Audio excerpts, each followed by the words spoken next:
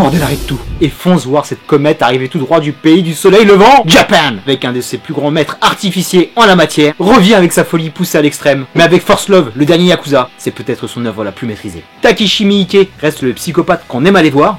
J'avoue, j'ai une relation un peu masochiste avec ce type, car malgré les maux de tête et un certain dégoût que ce type nous file à l'image, ces films sont uniques. Et c'est des types comme ça qu'il faut soutenir. Parce qu'il passe pas très souvent dans le quartier. En plus, il faut l'avouer, de film en film, le type a progressé, et le type est devenu un maître du 7ème art. Yatta! Revenons au film, mon ami. Dans cette histoire de dingo, il va t'entraîner jusqu'au bout de la nuit, et réveiller en toi le tourbillon d'un vent de folie. Rassure-toi, début de soirée ne figure pas la bande son. Mais dédicace quand même. Dans ce récit, comme à son habitude, il va mélanger les genres avec un flow bien à lui. Thriller, comédie, film d'action, drame social, avec un peu de fable philosophique, mais qu'est-ce qu'il est bon ce fou!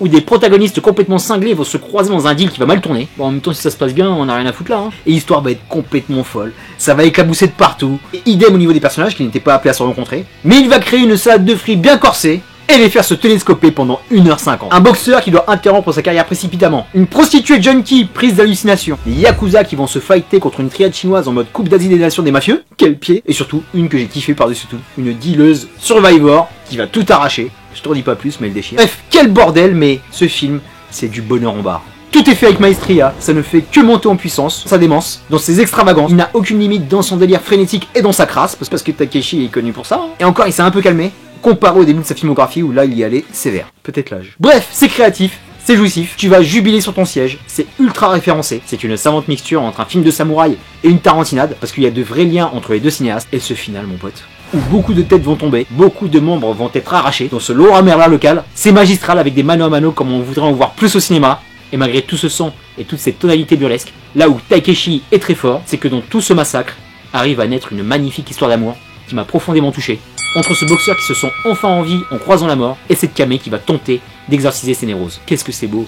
C'est fait avec sobriété, c'est fait avec intimité, que je ne lui connaissais pas sur les films précédents qu'il avait fait. Et ce plan de fin est vraiment parfait, tout ce que je vais voir au cinéma. Des plans qui sont suggérés, des plans qui sont magnifiques, qui sont à la portée de tous, et tu comprends le message, et ça suffit largement, pas besoin de trop en faire. Pas besoin de trop en mettre. Takeshi s'est vraiment comporté comme un véritable sensei. Bon mon pote, je pense qu'on a fait le tour de la question, je vais m'arrêter ici. Je conseille d'aller voir s'il est encore en salle, parce qu'il est sorti il y a 2 semaines, ça va être un peu compliqué. Je l'ai vu dans une salle vide, on était 3.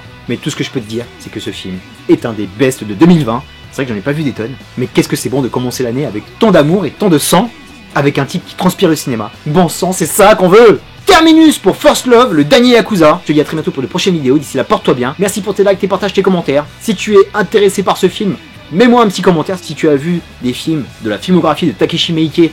C'est maintenant, ça me fait vraiment plaisir, c'est un cinéaste qui est méconnu chez nous, mais qui vaut vraiment le détour. Peace and love. Japan!